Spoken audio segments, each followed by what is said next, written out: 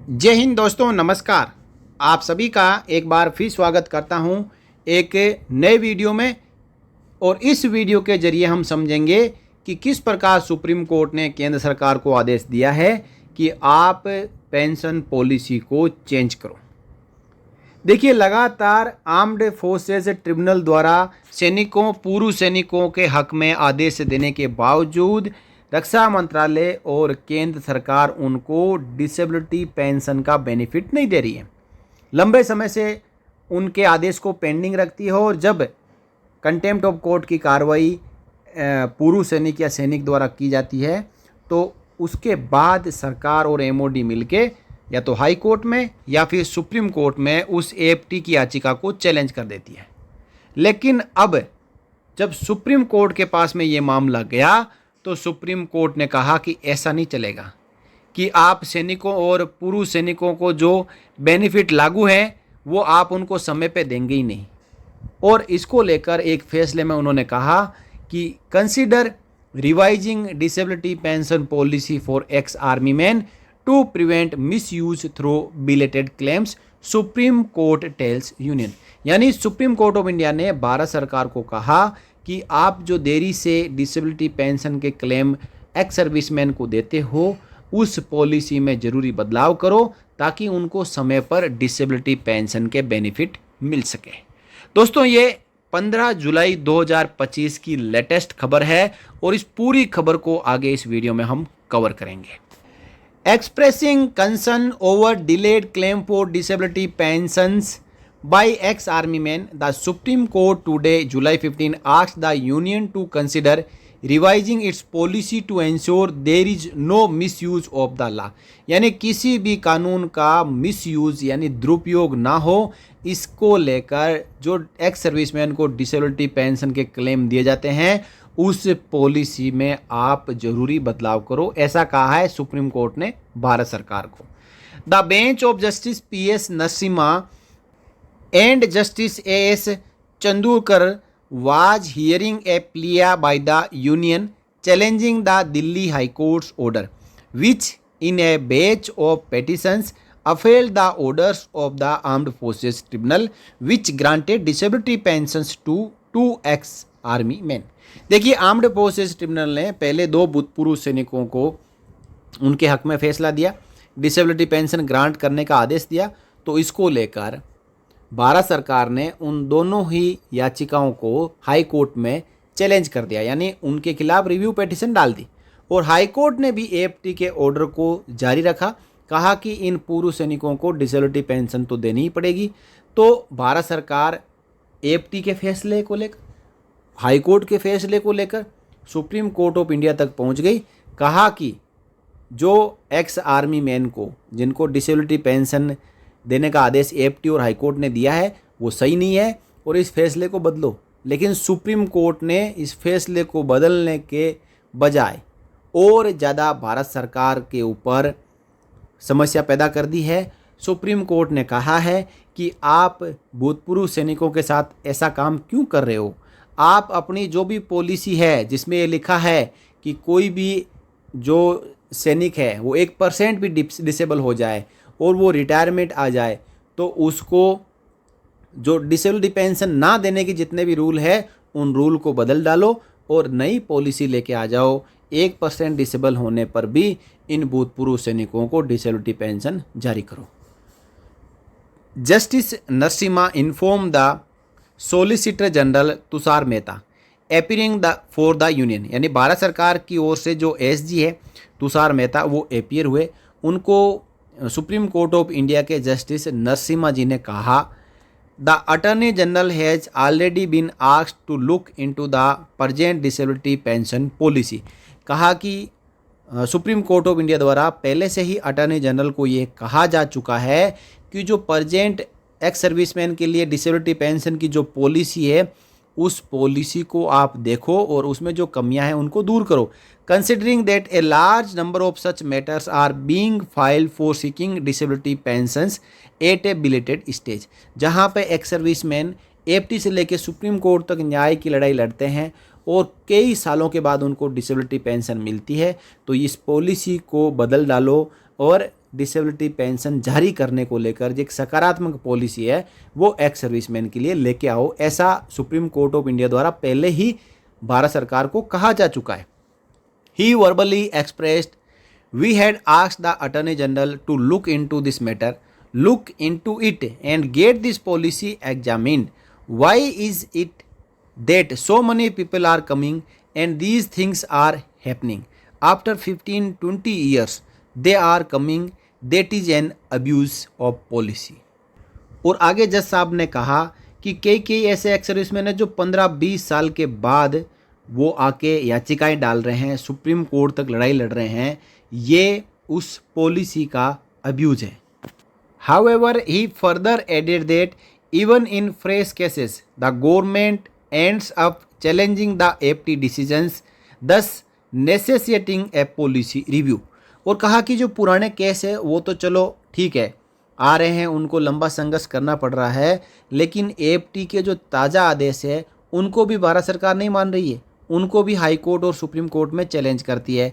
Even in a normal case where somebody works in Siachen or some other hard place, then also the government is coming. So we thought this policy needs to be revamped. यानी भारत सरकार हर छोटे से मुद्दे को लेकर supreme court of India तक आ रही है। इसका मतलब यह है कि जो पॉलिसी है वो पॉलिसी ही सही नहीं है और इस पॉलिसी का रिव्यू करना बहुत ही ज़रूरी हो चुका है। The SG replied that he had a meeting with the defense secretary and said we would request your lordship to lay down the parameters.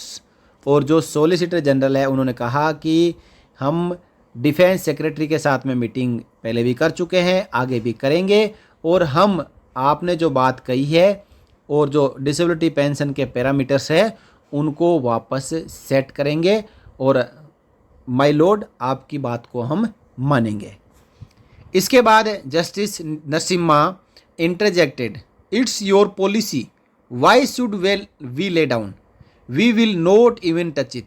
यानी कहा कि ये आपकी पॉलिसी है, हम सुप्रीम कोर्ट इसमें क्यों शामिल हो, ये आपकी पॉलिसी है, हम इसको टच नहीं करेंगे, इस पॉलिसी में आपको ही सुधार यानी भारत सरकार को ही सुधार करना है। The solicitor general explain that for delaying army pension claims the courts guidance would be imperative. यानी सॉलिसिटर जनरल ने सुप्रीम कोर्ट से रिक्वेस्ट किया कि जो आर्मी के डिले पेंशन क्लेम सेटलमेंट हो रहे हैं उसमें कोर्ट की गाइडेंस होगी तो और अच्छा इसमें काम होगा। Justice Narasimha suggested that the union explore the possibility of a new policy which balances out the interest of the ex army man as well as the union. कहा कि भारत सरकार को चाहिए कि वो ऐसी पॉलिसी लेके आए जिसमें भारत सरकार का भी इंटरेस्ट बना रहे और जो एक्स सर्विसमैन है उनको भी कोई नुकसान ना हो।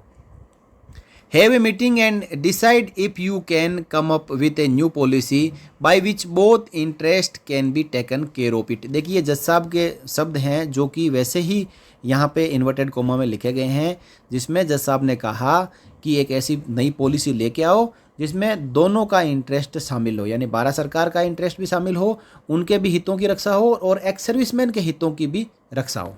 Agreeing to the same, the solicitor general further stressed in certain cases the pension policy is being abused by those who don't have a genuine claim for disability he submitted. फिर भारत सरकार की ओर से जो सॉलिसिटर जनरल पेश हुए उन्होंने कहा कि कहीं कहीं पे किसी एक्स सर्विसमैन को डिसेबिलिटी पेंशन लागू होती ही नहीं है, उसका केस जेन्युइन नहीं होता है, फिर भी वो डिसेबिलिटी पेंशन के लिए क्लेम करते हैं। इसका मतलब इस पॉलिसी का अब्यूज़ हो रहा है, मिसयूज हो रहा है। We will also show how the jurisdiction is being abused by those who don't deserve the disability pension. Those who deserve we union should not come challenging the claims. A substantial part of the defense budget goes into this and these are all generated litigations। यानी जो ऊपर बात कही है उसी को यहाँ पे कोर्ट की भाषा में रिपीट किया गया है, जिसमें सॉलिसिटर जनरल ने कहा कि कुछ लोग जिनको डिसेबिलिटी पेंशन लागू होती ही नहीं है वो भी इसके लिए याचिका डाल देते हैं, जो कि इस पॉलिसी का अब्यूज है। अब दोस्तों डिसेबिलिटी पेंशन किसी को लागू क्यों नहीं है? क्या आरएमबी के दौरान उसको कोई डायग्नोज उसकी बीमारी का नाम नहीं लिखा गया है, उसकी आरएमबी क्यों की गई है। देखिए, जो आदमी स्टेप 1 सेना में जाता है और डिसेबिलिटी के साथ में रिटायर होता है, तभी उसका रिलीज मेडिकल बोर्ड या इनवैलिड मेडिकल बोर्ड होता है।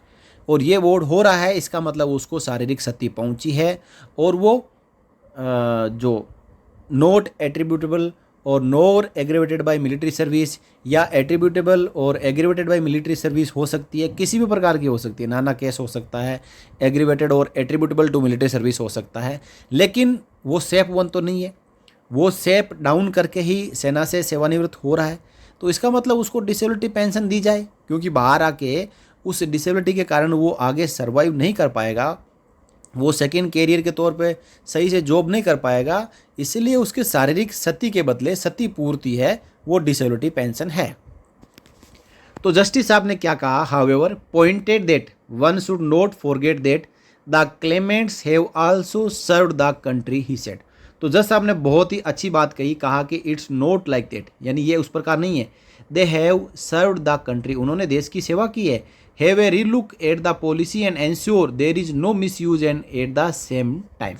कहा कि आपको इस पॉलिसी में बदलाव करना ही होगा, इस पॉलिसी को दोबारा से रिव्यू करना ही होगा। They are not brought to the court unnecessarily, I bow down the solicitor general completed. इसके बाद सॉलिसिटर जनरल साहब ने कहा, जो केंद्र सरकार के वकील वहाँ पेश होते हैं, उन्होंने कहा कि अब है जो हम भूतपूर्व सैनिकों को अननेसेसरी कोर्ट में नहीं लाएंगे। The bench issue notice on the unions SLP and listed it along with other similar batches of matters for hearing after 4 weeks. ये नई रिव्यू पिटीशन थी, तो इसके बाद बेंच ने आदेश दिया कि इस SLP स्पेशल जो लीव पिटीशन है उसको लिस्ट करो और 4 वीक के बाद में इस पर सुनवाई होगी और इस दौरान पॉलिसी का रिव्यू भी केंद्र को करना होगा।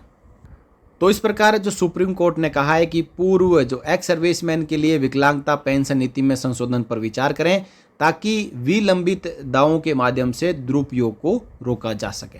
दोस्तों, सुप्रीम कोर्ट ऑफ इंडिया की जो ये बात है, इससे आप कितना सहमत हैं?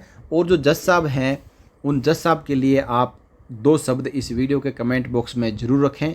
आप चाहे तो जज साहब को सैल्यूट भी कर सकते हैं। इस प्रकार के जजेज हैं तो एक्स सर्विसमैन को न्याय मिल रहा है। नहीं तो दोस्तों, जो AG या जो SG है, सॉलिसिटर जनरल है, उनकी बातों में यदि कोई आ गए तो फिर भूतपूर्व सैनिकों को न्याय कभी मिलने वाला नहीं है, क्योंकि सॉलिसिटर जनरल ऑफ इंडिया का कहना है कि भूतपूर्व सैनिक फर्जी डिसेबिलिटी क्लेम के दावे करते हैं। क्या आप इस बात से सहमत हैं? क्या भूतपूर्व सैनिक फर्जी डिसेबिलिटी लेके सेना से रिलीज मेडिकल बोर्ड या इनवैलिड मेडिकल बोर्ड आउट होते हैं? कभी नहीं होता है। उसके शरीर में क्या समस्या है और उसके शरीर में किस प्रकार की बीमारी है, कौन सी लाइफस्टाइल डिजीज है जो सेना में नौकरी करते समय वो पैदा हुई है, वो पूर्व सैनिक ही जान सकता है, वो सैनिक ही जान सकता है। इसके बारे में जो सॉलिसिटर जनरल ऑफ इंडिया कैसे कह सकते हैं कि वो फर्जी क्लेम कर रहे हैं? दोस्तों, ये सब जो डिसेबिलिटी पेंशन ना देने के कारण है, इसके अलावा कुछ भी नहीं। और इस वीडियो में इतना ही, फिर मिलेंगे अगले वीडियो में। इस वीडियो को आप शेयर जरूर करें, साथ ही साथ आगे भी आपसे जुड़ी अपडेट पाते रहने के लिए चैनल को सब्सक्राइब जरूर करें। जय हिंद, जय भारत, वंदे मातरम।